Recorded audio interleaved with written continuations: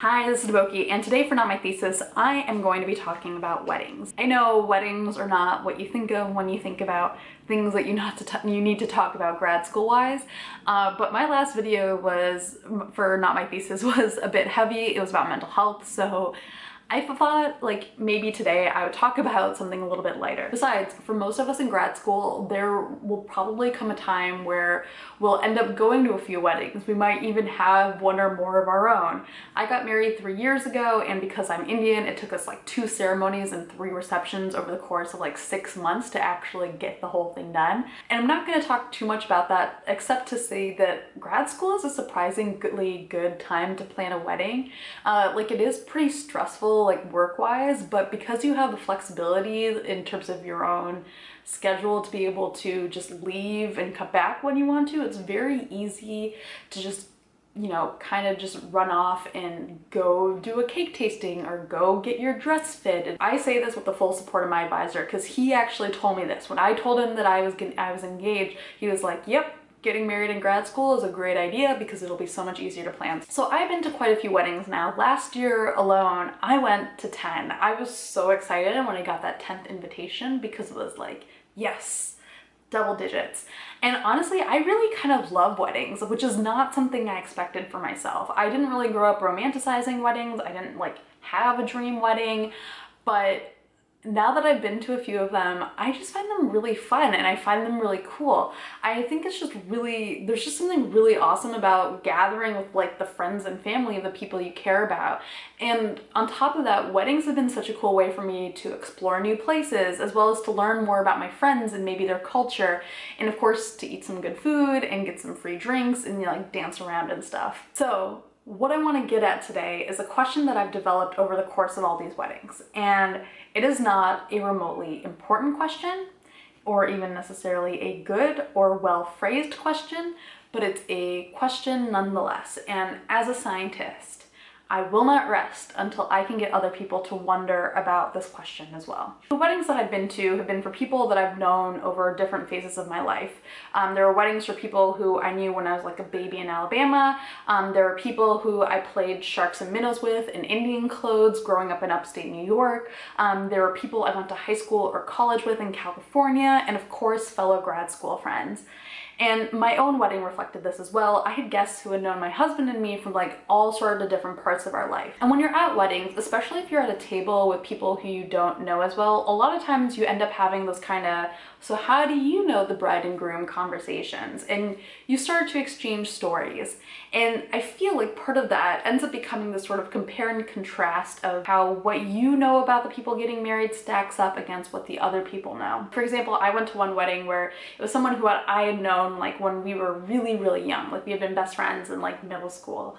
And like I was talking to people who had been good friends with her in college, and we basically had this moment where we were like, yep, she is definitely the same person. But it's just really interesting to see that like, yeah, this person who I knew at this young age grew up to be basically the same person like a decade later. The people you know, like the way that you know them changes so much based on like when you first knew them.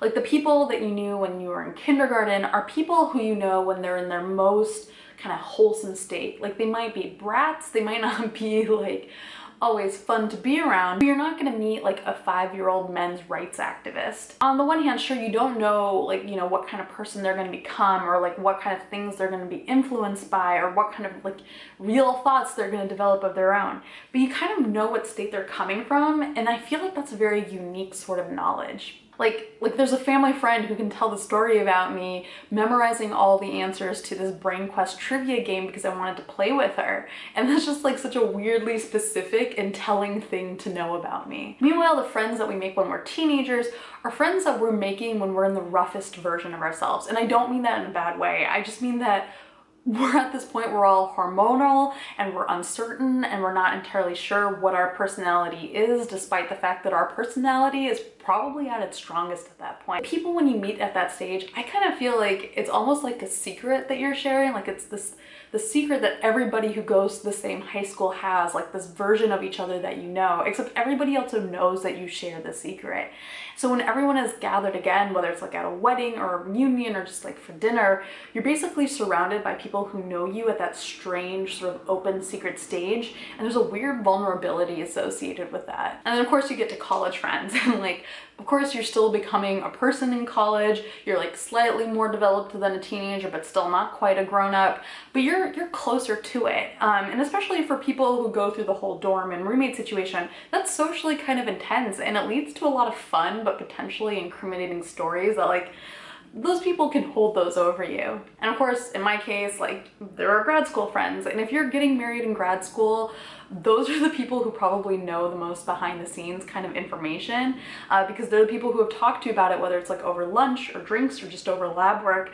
They're the people who know you at your most like current, maybe even mature kind of version when they show up to the wedding. So they have like the most up-to-date version of you compared to everybody else. So this is a lot of background to get to my simple and dumb question. If you are getting married and you have friends from all of these groups at the wedding, is there a group that would know you the best? And for this question, I'm excluding like people like family members or bridesmaids slash groomsmen's kind of level friends who probably have the most insight into your life. This is more like if you have a table of people who know you from kindergarten, a table of people who know you from like high school, a table of people from college and grad school, is there a table that on average would know you the best? And like I said, this is a dumb question. This is not a good question. This is bad.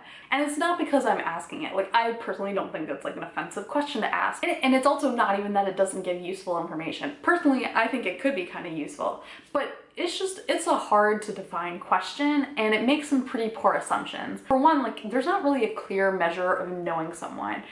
Is it like being able to pass a quiz about them? Is it being able to say maybe accurately predict their response to a situation? If it is, what kind of situation? Like a stressful one, a happy one, an average one? The question also assumes that these groups are mutually exclusive, that there's no overlap between them, which for most people I think is not necessarily true. I'm in a subset where it is true because I have moved. I moved when I was in middle school, so the friends that I had as a teenager are definitely like a very different group from the friends that I had as an elementary school kid. So, I mean, my wedding might have been a good time to investigate this question that I have. So even though I admit that this is like a question that I'm never going to get a good answer to, this is still something that I wonder about when I go to weddings. I don't know if it's like I'm secretly an insufferably competitive person where I just like want to know how what I know stacks up against what other people know.